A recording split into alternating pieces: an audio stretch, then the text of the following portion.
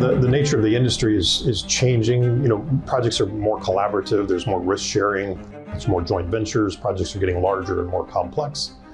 And that's driving this really demand for a systematized approach to make yourself a viable partner in these projects.